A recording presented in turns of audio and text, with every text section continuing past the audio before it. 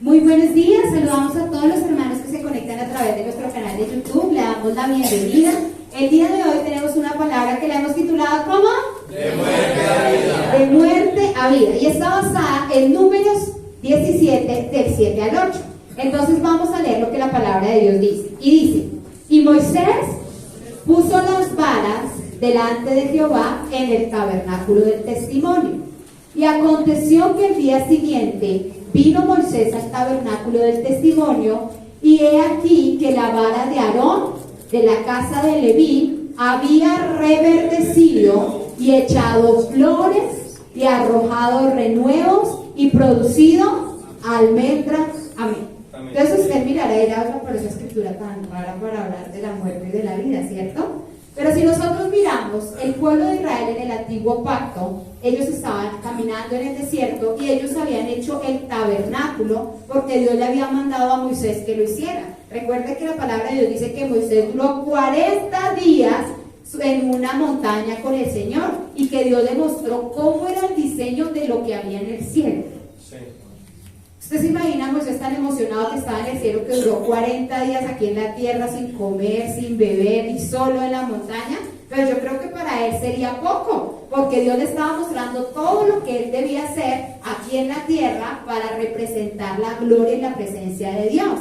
Y entonces ellos empezaron a crear el tabernáculo, empezaron a hacer el lugar de reunión, que la palabra de Dios dice que es sombra y tipo del que hay en el cielo, ¿sí? Y que ellos empezaron a hacerlo, y Dios eligió a un grupo de personas que se llamaban los levitas. ¿Se acuerdan? Los levitas eran una tribu, que ellos eran los escogidos por Dios para que cuidaran el tabernáculo. Entonces ellos cada vez que iban caminando, porque ellos iban del Egipto a la tierra prometida, cada vez que ellos caminaban, los levitas eran los encargados de cerrar todo el tabernáculo, guardarlo y trastearlo ellos, y cuando llegaban al lugar donde se iban a quedar, otra vez tenían que volver a armarlo para que la adoración pudiera continuar. Entonces ellos eran los encargados de mantener el tabernáculo intacto para que el pueblo pudiera adorar. Y nosotros vemos que Dios escogió a Aarón como el sacerdote, ¿sí? Y a los levitas como los demás sacerdotes que le iban a ayudar, pero el sumo sacerdote era Aarón. Y resulta que un día una tribu que se llamaba la tribu de Coré, ellos empezaron a decir, pero ese Aarón se las da de mucho. Él cree que solo Dios habla a través de él. Nosotros también le servimos a Dios. Nosotros también. Y empezó a murmurar con el pueblo de Israel. Y empezó, dice la palabra de Dios, que ya tenía 250 personas yéndole a pelear a Moisés. Diciéndole que qué creía Moisés, que si solo Dios hablaba a través de él. Y el Señor le dijo a Moisés, le dio una palabra y le dijo, pídele a cada tribu que el líder, porque cada tribu tenía un líder, que traigan sus varas delante del Señor y ponlas en el lugar santísimo. Y cuando coloquen las 12 varas que representan todas las tribus, la tribu que yo haya escogido para servirme es la que va a florecer. Y todos colocaron esas varas, y la palabra de Dios dice que la vara de Aarón reverdeció, echó flores, arrojó renuevos y produjo almendros, así como usted ve. Usted imagínese una vara seca y todas las demás secas, y esa vara fue la única que reverdeció. Entonces fue algo sobrenatural. Pero yo quiero que nosotros miremos esa vara como si esa vara fuéramos usted y yo. ¿Listo? ¿Cómo vamos a ver esa vara? Como si fuéramos nosotros. ¿Listo? Juan 10:18 dice la palabra de Dios. Jesús está hablando de su vida y le estaba diciendo a sus discípulos que él iba a morir. Y les dice, nadie me la quita, sino que yo de mí mismo. La gente dice que mataron a Jesús. Jesús se dejó matar. Porque Jesús era el Hijo de Dios. Incluso cuando los sacerdotes, los soldados romanos vinieron a arrestarlo, Pedro dijo, no, pero ¿cómo se le ocurre? Y él de una vez fue a bajarle la cabeza a uno, solo que yo me lo quedaría así, y le cortó la oreja. Y el Señor Jesús le dijo a Pedro, le dijo, si yo quisiera librarme de la muerte, mi Padre me enviaría las legiones de ángeles que yo quisiera para que me defendieran. Y el Señor Jesús volvió y le pegó la oreja al soldado, porque Jesús dijo, nadie me quita la vida. O sea, a Jesús nadie lo mató, dijo, sino que yo de mí mismo la pongo. Y dice, miren lo que dice Jesús, tengo poder para ponerla, o sea, tengo el poder para dar mi vida por ustedes. Y sigue diciendo, y tengo poder para volverla a tomar. Dice, este mandamiento recibí de mi Padre. O sea, Jesús dijo, yo tengo el poder para dar mi vida, pero luego volverla a tomar. O sea, Dios sabía cuál era el plan. Y Jesús sabía que Él iba a resucitar. ¿Y sabe por qué iba a resucitar? Porque Él es la vida. Amén. ¿Jesús qué es? La vida. Y mire, si nosotros miramos, la tumba de Jesús es famosa no por lo que hay, sino por lo que no hay. Está vacía. Porque la tumba está Vacía. en el mundo. Pueden haber grandes hombres, pueden haber grandes científicos que hacen cosas buenas por la sociedad, pueden haber grandes líderes religiosos que hacen cosas por la sociedad, pero cuando ellos mueren, sus restos quedan ahí. Y ningún hombre, por muy poderoso que sea en la tierra, puede añadir un segundo de vida a su vida. La muerte nos toca a todos, poderosos, no poderosos, ricos, pobres. Ante la muerte nadie puede vencer, porque es un enemigo que solo Jesús podía vencer. ¿Sí? Entonces nosotros podemos ver el poder y la autoridad de Dios. Nadie en el mundo es tan poderoso que pueda hacerle frente a la muerte y decir que nunca va a morir. ¿Sí? Y nosotros miramos que Jesús se levantó a sí mismo porque Él es la resurrección Y la vida. Jesús dijo, yo soy el camino, la verdad y la vida. Nadie va al Padre si no es a través de mí. Entonces nosotros vemos que a Jesús no lo mataron. Él entregó su vida. Él vino a morir por nosotros. Y miremos lo que nos dice Juan 11:25. Dice, le dijo Jesús, yo soy la resurrección y la vida. El que cree en mí, ¿qué pasa? Este muerto vivirá. El Señor dijo, yo soy la resurrección y la vida. El único que pudo vencer la muerte fue Jesús. Amén. ¿Por qué? Porque Él es la vida. Y entonces la muerte no puede matar la vida, porque Él es la vida. Amén. Pero lo que quiero que se enfoque es en esta parte. Dice, el que cree en mí, aunque esté muerto, Vivirá. ¿sabe el Señor Jesucristo para qué murió? Para que usted y yo viviéramos en Él. Amén. Dice, el que cree en mí. Es un asunto de fe. Cuando usted decide creer en Jesús, la vida de Dios, el mismo poder que resucitó a Jesús, del Espíritu Santo, viene a morar en usted. Amén. Dentro de usted hay vida. Amén. Dentro de usted hay resurrección. Gloria a Dios. Lo que pasa es que cuando uno piensa en la resurrección, uno piensa que cuando uno se muera, va a resucitar. Pero uno no piensa que en el momento en que usted cree en Jesús, la vida de Dios ya entró en usted. Sí, amén. Hay vida dentro de nosotros. ¿Sí? Hay vida dentro de nosotros. La misma vida que resucitó a Jesús. Entonces, Jesús resucitó para levantarte a ti. ¿No le alegra eso? A mí me alegra. Porque definitivamente tenemos el secreto de la eterna juventud. Gloria a Dios. ¿Sí? Gloria a Dios. Dios resucitó para levantarte a ti. Y los discípulos que iban por el camino de Emaús, ellos iban caminando con la resurrección y la vida, pero no lo sabían. Jesús ya había resucitado. Y ellos iban tristes. ¿Por qué estaban tristes? Porque habían matado a Jesús. Y ellos al ver que habían matado a Jesús, digo, no es una cosa, acá está como fea, mejor nos vamos para Emaús. Y dice la palabra que ellos iban caminando, iban hablando entre ellos y ellos se iban lamentando. No, nosotros que pensábamos que Jesús era el que iba a ser. No, nosotros pensábamos que Él era el Salvador. Nosotros pensamos, y ellos se iban quejando. Y la palabra de Dios dice que Jesús se les apareció. Y el Señor le dijo, ¿qué pláticas? Era como mexicano, ¿qué pláticas son esas que hay entre ustedes? ¿Por qué están tristes? Si ellos empezaron a decir, usted es el único que no sabe lo que sucedió. Mataron a Jesús, y ellos iban con la resurrección y la vida y no lo sabían. Así hay muchos cristianos hoy en día. Están en la iglesia.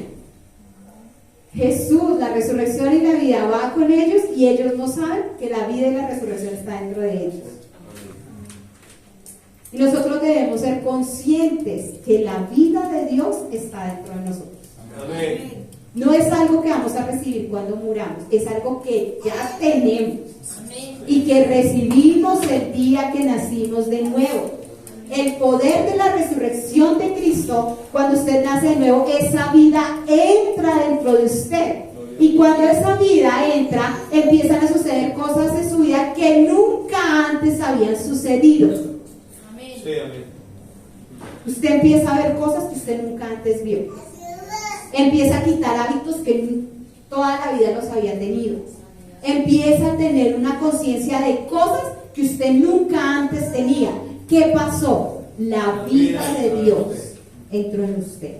La resurrección de Cristo entró en usted. Esa vida ya está dentro de nosotros. Por eso fue que Jesús murió, para levantarnos a nosotros. Entonces hace 8 días recordamos la resurrección de Cristo, pero yo quiero hoy en día enfocarnos en la resurrección que Dios nos ha dado a nosotros. Amén. ¿Sí? Y mirar, ¿será que yo sí he recibido esa resurrección? Porque nos puede pasar como los discípulos de Maús. Pues vamos a la iglesia, pues yo canto, el pastor es todo buena gente, la pastora es un poco como antipática, pero sí ha experimentado la vida de Dios, sí ha experimentado el poder de la resurrección, y si no lo ha experimentado, necesita experimentarlo. Amén. Necesita recibirlo, ¿sí? Entonces, si usted mira una vara, ¿cuántos les gusta ir al campo? Amén. ¿Cierto? La naturaleza es linda. A mí me encanta pasear. Yo le diría a mis pollos por viviría paseando, ¿sí? Porque el campo, la naturaleza es algo muy lindo. Y cuando usted ve una vara, ¿cierto? ¿Qué significa? Que la vara fue cortada de su fuente y comenzó a secarse. Un día esta vara no era así. Ella estaba pegada a un hermoso árbol. Tenía hojas, de pronto tenía fruto, y ella se alimentaba de la fuente que era el árbol que estaba pegado a la tierra y era una rama verde y daba fruto. Pero el día que alguien decidió cortarla, la vida de esa vara se acabó. ¿Y qué empezó a pasar con esa vara? Empezó a secarse, empezó a secarse, empezó a secarse hasta que queda un palo seco, ¿sí? Entonces, si nosotros miramos, a nosotros nos sucedió esto. Desde que nacemos, el ser humano viene desconectado de Dios a causa del pecado, y nosotros somos así sin Cristo, secos, porque no hay una fuente de la cual nosotros nos alimentemos. Porque la palabra de Dios, cuando habla en el Génesis de que el hombre y la mujer pecaron, cuando el Padre le dijo a Adán y a Eva, no comas de este fruto, porque el día que comas de él, morirás. El Señor se estaba refiriendo a que iba a morir espiritualmente. Entonces, en el momento que una persona nace, ella está así, desconectada de la fuente. Estamos secos. Yo no sé si a usted le pasó, pero la vida sin Cristo sí. Secos, resecos, súper secos. Pero en el momento que esta vara recibió una palabra de Dios, sucedió un milagro en ella. Porque una vara seca, pues ya, ¿será que una vara seca usted la lleva y vuelve y le reverdece? Ya no, porque ya perdió la vida. Ya lo único que sirve es para hacer fuego y que se queme. Y carbón. Y eso, que queda ahí, ¿sí? Hecha ceniza. Entonces nosotros vemos que algo que era imposible, Dios lo hizo posible a través de una Palabra. El Señor le dio una palabra a Moisés y le dijo: lleva esas varas a la presencia de Dios, al lugar santísimo. En el lugar santísimo era donde la presencia de Dios habitaba. ¿Sabe quién podía entrar allá? Solo uno, nadie más, el sumo sacerdote. ¿Y sabe cuánto podía entrar? Una vez al año. Eso quiere decir que la presencia de Dios estaba cerrada. Pero Dios le dijo a Moisés, le dio una palabra: lleva esa vara a la presencia de Dios. ¿Y qué hizo Moisés? Él fue y llevó la vara a la presencia de Dios. Entonces, esa vara nos muestra que nosotros debemos rendirnos a la presencia de Dios. Recuerden que esa vara, ¿quiénes somos? Nosotros. Y cuando le dicen que la lleve a la presencia de Dios, significa rendirnos ante la presencia de Dios. Necesitamos. Yo no sé cuál fue su Moisés, el que le predicó y le llevó la palabra de Dios. ¿Sabe que entregue su vida al Señor? Vaya a la iglesia, vaya, busque la presencia de Dios. Dios siempre envió a un Moisés, le dio una palabra para que esa persona pudiera recordar y tener vida. Miren lo que dice Números 17:1, para que miremos la palabra.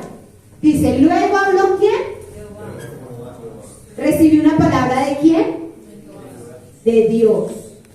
Luego habló Jehová a Moisés, diciendo: habla a los hijos de Israel y toma de ellos una vara por cada casa de los padres de todos los príncipes de ellos. ¿Cuántas varas eran? 12 varas conforme a las casas de sus padres, y escribirás el nombre de cada uno sobre su vara. Entonces nosotros vemos que ellos recibieron una palabra de Dios que debían enviar esas varas. Versículo 3: y escribirás el nombre de Aarón sobre la vara de Leví, porque cada jefe de familia de sus padres tendrá una vara, y las pondrás en el tabernáculo de reunión delante del testimonio, donde yo me manifestaré a vosotros. ¿Sabe dónde se manifiesta Dios? Donde está su presencia. Amén. ¿Sí? Cuando usted está en su presencia, Dios se va a manifestar en su vida. Pero ¿sabe que hay algo que tenemos que hacer? Rendirnos ante Él.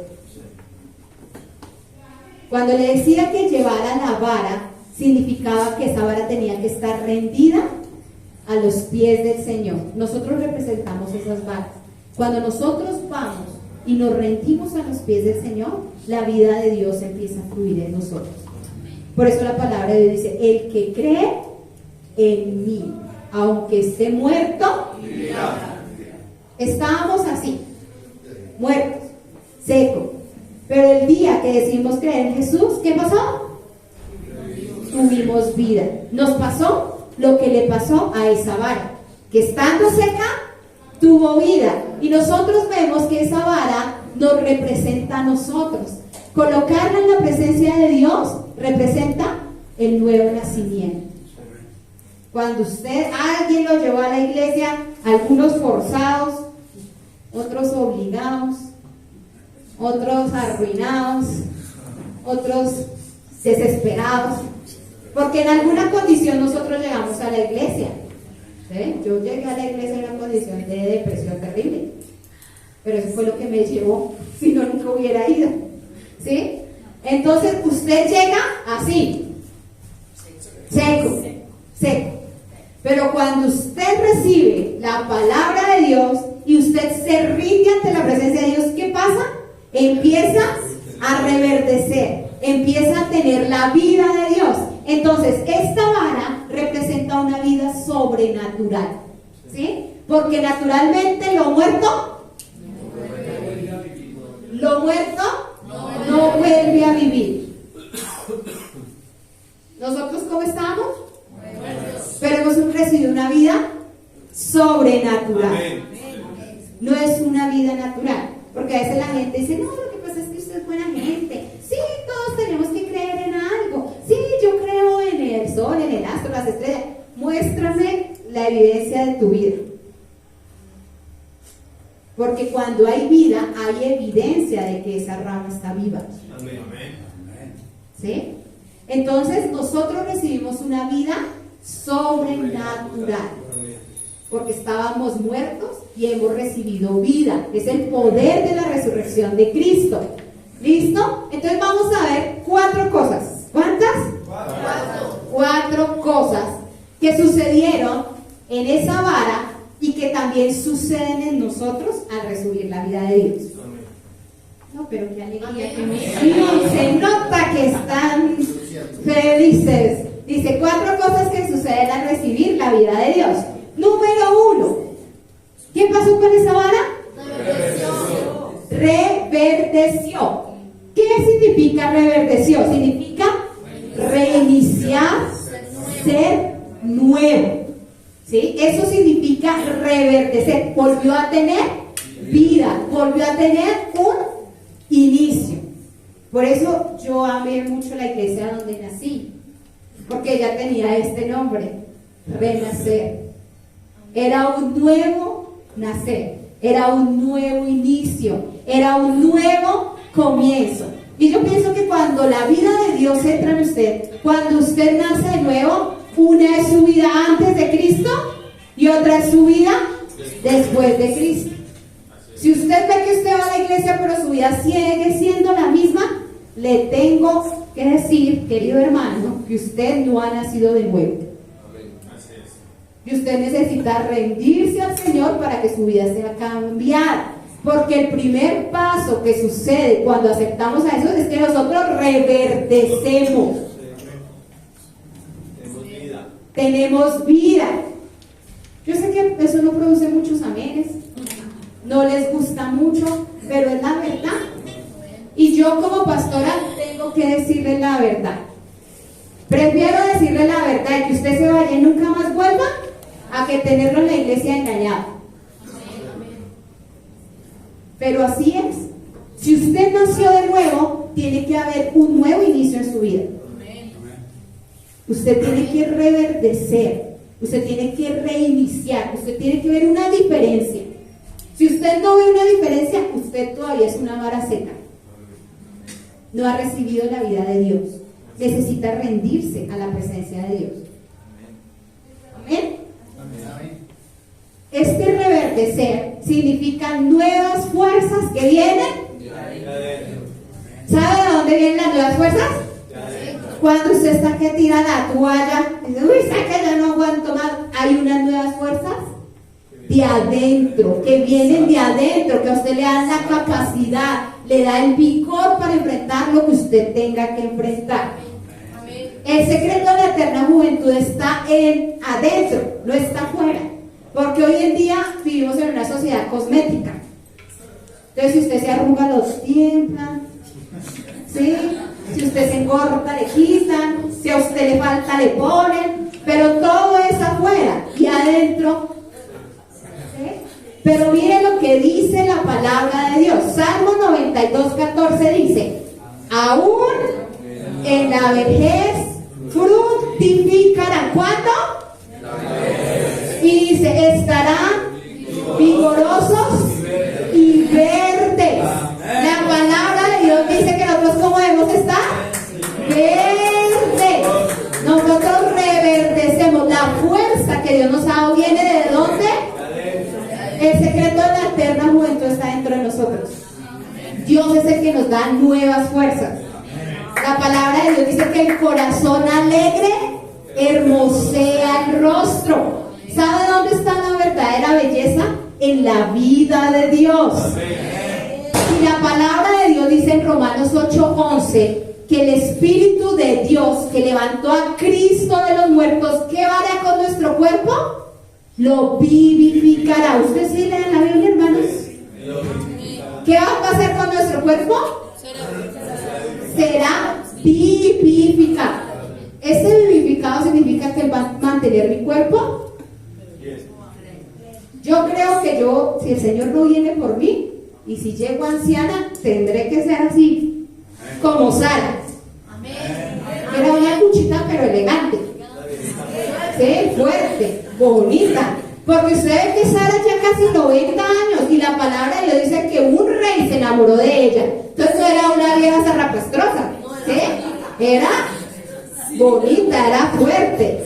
Entonces nosotros debemos dejar esa mentalidad de que, ay, es que los años no llegan solos, es que uno está, y con 20 años y que está, y que allá, y no, la vida de Dios está en nosotros. ¿La vida de Dios dónde está? Cuando usted aceptó al Señor, dentro de usted nuevas fuerzas. ¿Que la enfermedad llega? Claro, pero usted pelea contra ella. Usted no es de los que se acuesta. Mire, usted no más denle una gripa. Si usted se arropa y se acostó, se enfermó peor. Porque usted ya aceptó la enfermedad. ¡Ay! Pero si usted se sintió mal, dijo, no, yo soy sano, y usted se levanta y usted empieza a hacer las cosas como usted las hace. Los sanos no se quedan acostados, los sanos se levantan, los sanos empiezan. Cuando usted se cuenta, ese síntoma se le quitó. Se fue, usted se cuenta. Oye, yo mañana la tema pero estoy bien. Porque hay vida. ¿Dónde está la vida? Dentro. El poder de la resurrección, ¿dónde está? Dentro de nosotros. Y sigue diciendo el número 15. Pero ¿para qué es la vida, no? Para anunciar que Jehová mi fortaleza es recto y que en él no hay injusticia. ¿Saben para qué Dios le va a dar fuerzas? No es para que usted se vaya a la discoteca y allá hay nuevas fuerzas, no. ¿Sí? No es nuevas fuerzas para que usted se vaya por allá. Las nuevas fuerzas es para que usted anuncie las obras de Dios, para que usted tenga energía para ir a predicar, para que usted tenga energía para ir a hacer lo que Dios lo ha mandado a hacer, tenga energía para cuidar su familia, tenga energía para compartir con los suyos, para mostrar a Jesús. Para eso son las nuevas fuerzas. ¿Sí? Pero qué alegría. Bueno, no les gustó, pero así es. Número 1, reverdeció. Vamos a ver la segunda cosa que sucedió en esa vara. ¿Qué es? Floreció. ¿A cuántos les gustan las flores? Amén. El día de la mujer, este ramo, todo el mundo se lo quería llevar, ¿cierto? Porque las flores son hermosas, ¿sí? Entonces las flores representan perfume y hermosura. Usted cuando le dan una rosa, cuando usted está enamorada y el amado le trae una flor, usted la recibe, ¿qué es lo primero que usted hace? Gracias, como doña Florinda, ¿no? Con el profesor Mirafales, ¿sí? Porque las flores tienen un aroma y son hermosas. Entonces, ¿qué es lo segundo que pasa en nosotros después de recibir la vida de Dios? Que reverdecemos, es que en nosotros empieza a haber un perfume, una fragancia que cambia nuestra casa. Entonces la casa que antes era de peleas, de pleitos, de parrandas, en esa casa empieza a haber otro aroma, el aroma de la paz de Dios, de la adoración de Dios. Usted empieza a ver que la atmósfera de la casa cambia. Sí. Amén. Usted no entraba a casa donde la gente pelea mucho, uno se da cuenta inmediatamente entra. Porque usted siente la pesadez que hay en esa casa. Y usted ve a la mamá tirando las ollas, todo lo chino. Usted ve que esa casa está así y usted dice, uy, se dice buenas, y como que usted dice, mejor me voy. ¿Sí? Porque la presencia de un ambiente donde gobierna Satanás se siente. Pero también una casa donde la presencia de Dios está, se siente. Porque la gente ya dice, ay, tan rico acá, como tan tranquilo.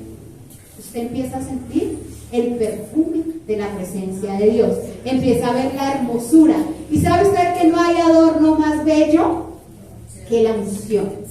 ¿Y sabe qué es la unción? ¿Se acuerda que nosotros ya lo vimos para el Día de la Mujer? Que era el aceite que representaba la presencia de Dios. Entonces el aceite era un aceite que tenía un aroma agradable, era un perfume, ¿sí? Entonces no hay nada más hermoso que ver la obra de Dios en una persona. Por ejemplo, usted ve cuando una persona nace de nuevo, que su cara le cambia, que usted ya lo ve bonito, que usted antes lo veía todo ñeroso, todo grosero, todo feo, pero ya después usted lo ve en la iglesia peinado, la forma de cambiar, de vestirse cambia, y uno dice, tan linda la obra que Dios está haciendo en esa persona. Esa obra que Dios hace en nosotros se ve así, como el perfume, y la hermosura se ve como esas flores. Yo recuerdo que cuando yo era sin Cristo, yo era súper amargadísima. Y en las fotos yo me miro y yo parecía viejita, así como con el ceño arrugado y todo eso. Y después de que acepté al Señor, el Señor me hermoseó. ¿No ven lo linda que me ha puesto el Señor? Esas son las flores que Dios ha puesto, que muestran la vida de Dios en mí. Entonces Dios de alguna manera sí nos hermosea. ¿Sí? Dios nos hace ver más lindos, que la gente dice, oiga, pero es que, ¿qué es lo que yo no veo a usted? Usted tiene algo, pero ¿qué es lo que usted tiene? ¿Sí? La hermosura de Dios en mi vida, ese aroma agradable de Dios en mi vida. ¿Listo? Segunda de Corintios 2:14 dice, mas a Dios, gracias, el cual nos lleva siempre en triunfo en Cristo Jesús. ¿Y por medio de quiénes? De nosotros manifiesta en todo lugar ¿qué? El olor de su conocimiento, porque para Dios somos grato olor de Cristo en los que se salva. ¿Sabe usted quién y yo que somos delante de la presencia de Dios? Cuando usted recibe la vida de Dios, nosotros somos un grato olor, porque la resurrección de Cristo nos dio vida. Y esa vida en nosotros es como un aroma delante de la presencia de Dios. Usted vuelve a conectarse al árbol y ese árbol empieza a alimentarlo y usted recibe la vida de Dios y recibe el aroma de Dios. Hay unos árboles que ellos, usted ve que en la noche sueltan un aroma como a perfume. Ay, yo no sé a dónde fue que fuimos a una casa y yo pasaba y yo volvía y pasaba para sentir el aroma de ese árbol. Yo le decía, huele tan rico porque es como un perfume. Cuando usted está conectado allí y esas flores empiezan a dar ese aroma y ese perfume, así somos nosotros cuando estamos conectados a Dios. Nosotros empezamos a hacer en todo lugar olor de Cristo. Usted donde va, usted predica de Jesús. Usted no deja de compartir del Señor. La gente le cuenta sus problemas, usted le tengo la solución. Y todo el mundo lo mirará y dirá, oiga, pero este sí. Unos lo querrán, otros lo aborrecerán. Eso dice la palabra de Dios. Pero yo prefiero que me aborrezcan a quedarme callada, porque nosotros tenemos la vida. Amén. ¿Sí? Y nosotros somos grato olor de Cristo. Prefiero ser olor de muerte para los que no creen, pero olor de vida delante de nuestro Padre. ¿Listo? ¿Seguimos? Seguimos. ¿O ya quieren ir? ¿No? Bueno, seguimos. Número 3. ¿Qué pasó con ese árbol? ¿Con esa vara? Echó renuevos. Y echar renuevos significa multiplicación. ¿Sabe usted qué es un renuevo? Es como una ramita nueva que sale.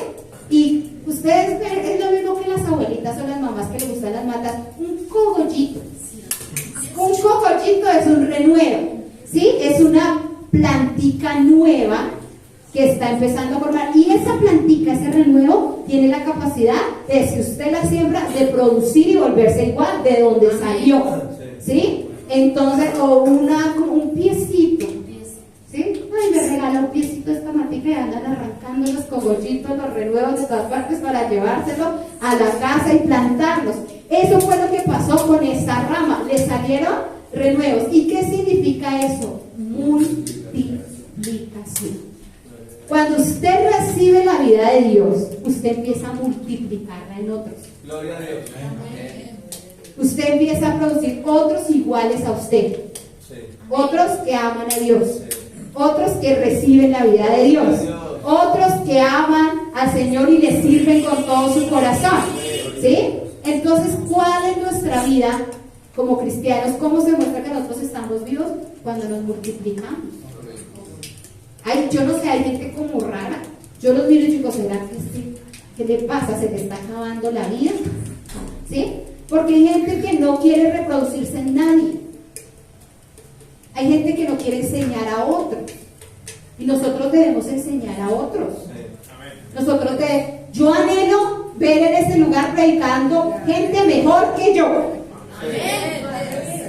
Gente cantando mejor que yo. tocando mejor, bueno, eso sí va a ser facilísimo. Gente tocando mejor que yo, pero a mí me gusta multiplicarme en otros, porque eso significa multiplicación, significa que hay vida.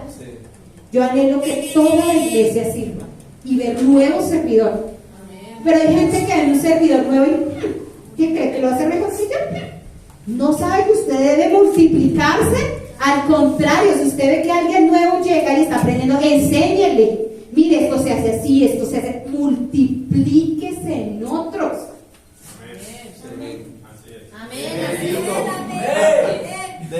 Yo estoy predicando bien, aunque no les parezca.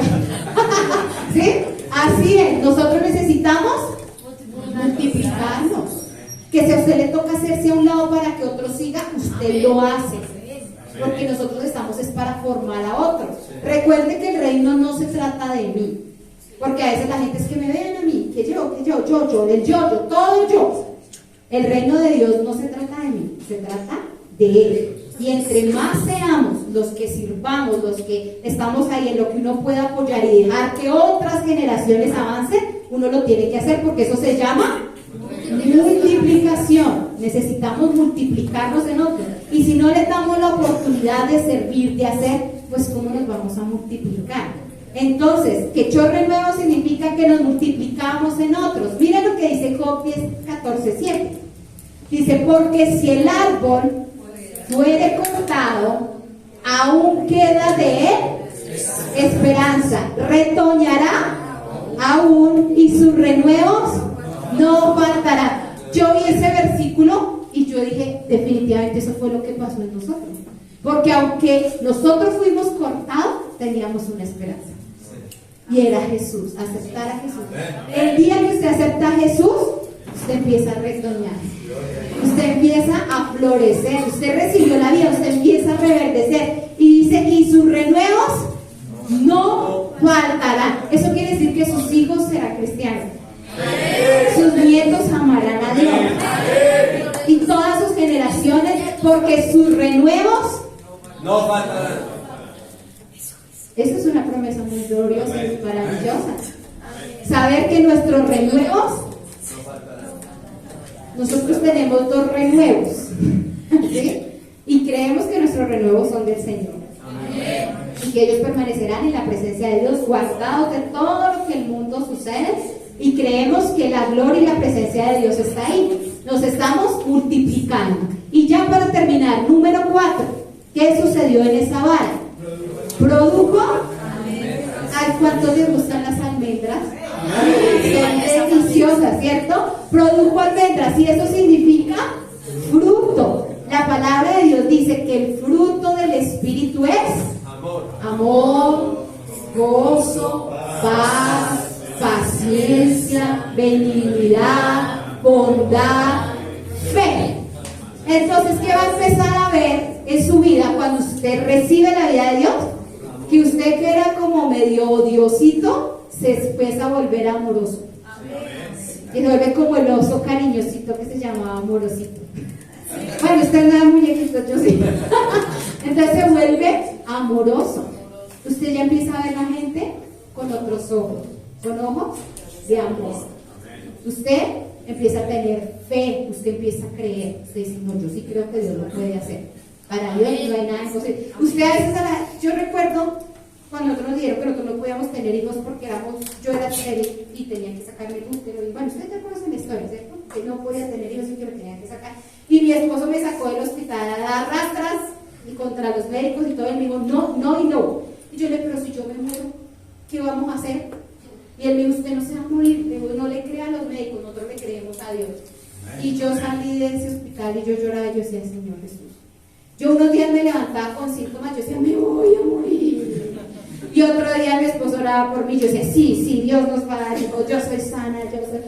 Para la gente dirá, usted se enloqueció, usted se volvió loco. ¿Qué le pasa? Los médicos tienen la razón. Pero el que tiene la vida de Dios tiene un fruto, y es fe. Y él dice, yo creo que Dios lo puede hacer.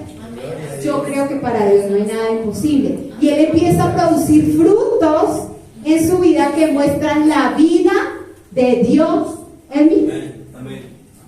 Y duramos en el proceso 9 meses creyéndole a Dios porque yo era sana. Cuando de un momento a otro, sana. Cuando fuimos al hospital, sin mentirle, me repitieron la prueba de embarazo 3 veces, porque los médicos no creían, porque decían, este útero y este que tiene este bebé no es el mismo, y volvían y lo repetían. Y cuando yo lo repetía, mi esposo le decía al médico, le decía, es que es un milagro, y el doctor lo miraba y decía, pues tenemos que mirar qué fue lo que sucedió. Él nunca quiso reconocer que era un milagro, pero nosotros sabíamos que era un milagro. Era algo producto de la vida de Dios en nosotros, porque cuando hay el poder de la resurrección, la vida de Dios dentro de nosotros empieza a producir cosas en nuestras vidas. El fruto es algo que se ve. Yo conozco los árboles por el fruto. Si yo veo una naranja, digo, ay, este árbol es de naranjas. Si veo una guanábana, ay, este es de guanábana. Si el árbol no tiene fruto, digo, ¿quién sabe qué será? Porque el árbol se conoce por sus frutos. Y la palabra de Dios dice, por sus frutos los conoceréis. Entonces, cuando hay vida dentro de nosotros, tiene que haber fruto. La palabra de Dios dice, un árbol malo no puede producir frutos buenos. Y un árbol bueno no puede producir frutos malos. Si usted tiene la vida de Dios, usted tiene que producir frutos. Y su fruto se tiene que ver. Entonces la vida de Dios es algo que se ve. Juan 15:16 dice la palabra de Dios. No me elegisteis vosotros a mí, sino que yo os elegí a vosotros, y os he puesto para que vayáis y llevéis fruto, y vuestro fruto permanezca, para que todo lo que pidiereis al Padre en mi nombre, Él os lo dé. Entonces nosotros vemos que la palabra dice que no me elegisteis vosotros a mí, sino que yo os elegí. Entonces hay gente que dice, ah, no, pero es que Dios no me eligió para que yo sea cristiano. Eso no es lo que dice este versículo. Dios nos eligió a todos en Cristo.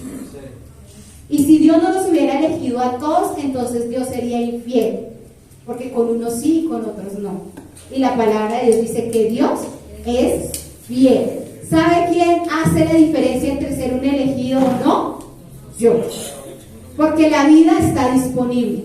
Yo elijo si la tomo o la dejo. ¿Sabe quién hace la elección? Dios nos eligió a todos. Pero yo decido si elijo a Dios o no lo elijo. Porque Jesús murió por todos.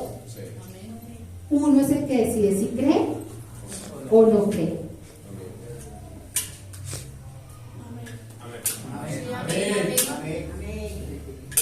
Entonces, si Dios es fiel, entonces ¿quiénes serán los infieles?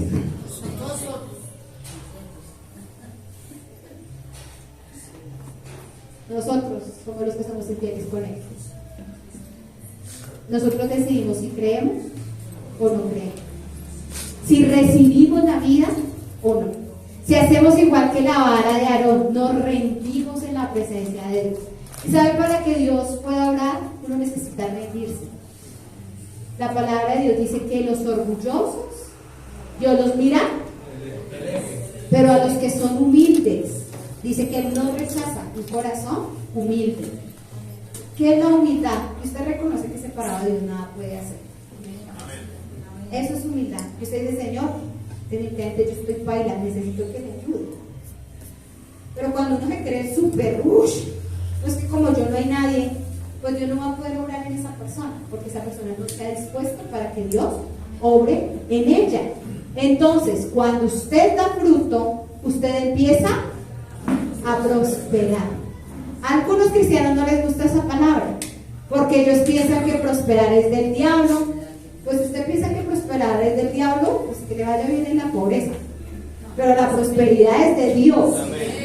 Y usted ve que todos los hombres de Dios prosperaron. Y la palabra de Dios dice que Dios le da sabiduría para hacer las riquezas.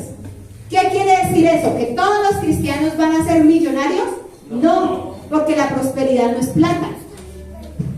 Que una vez piensa, no, él es próspero porque tiene plata. Hay gente con plata y con unos problemas terribles. No son prósperos. La prosperidad es integral. La prosperidad significa que usted tiene salud, que usted tiene su familia, que usted en todas las áreas usted es una persona bendecida. Eso significa la prosperidad. Y la prosperar significa tener a alguien más poderoso en el camino. Eso es prosperidad. Dios empieza a caminar con usted. Cuando usted ve que Dios empieza a moverlo a usted, a contactarlo con personas que usted dice, pero usted es muy de buena. No es de buena. Es que hay uno poderoso caminando conmigo. Cuando usted empieza a ver la protección de Dios sobre su vida. Donde muchos se secan, usted reverdece. Gloria a Dios. Porque la gloria y la presencia de Dios está con usted. No depende de dónde estemos, con quién estemos. Hoy en día usted ve que la gente tiene temor en Colombia. Y hay un éxodo. Todo el mundo está buscando irse para los Estados Unidos, para Canadá. Mire, usted se puede ir hasta la Cochinchina. Y la ruina lo puede seguir. Pero usted puede estar en el lugar más seco y allí prosperar. Amén. Porque no se trata del lugar en donde estoy, sino con quién estoy. Y si yo decido hacer de Dios mi prioridad, mi Señor, como el pastor enseñaba ayer a los jóvenes, mi Señor, porque es que a veces la gente dice, ay, es que Dios mi papá, Jesús mi amigo, Jesús tal cosa. No, la palabra de Dios no dice que nosotros vamos a hacer de Jesús nuestro papá, no vamos a hacer de Jesús nuestro amigo, Jesús nuestro consejero. No, la palabra dice Jesús mi Señor. Cuando habla de Señor significa que Él es el que tiene la autoridad y que yo me rindo a Él. Cuando el Señor dice, sí Señor. Como los soldados, sí Señor, que ordena mi Señor, como mate. Ellos no tienen derecho a opinar, ellos le dan una orden y, sí Señor, como diga, orden cumplida. El Señor tiene la última palabra y Él es nuestra máxima autoridad. Amén. Entonces te bendigo con esa palabra en el nombre de Jesús.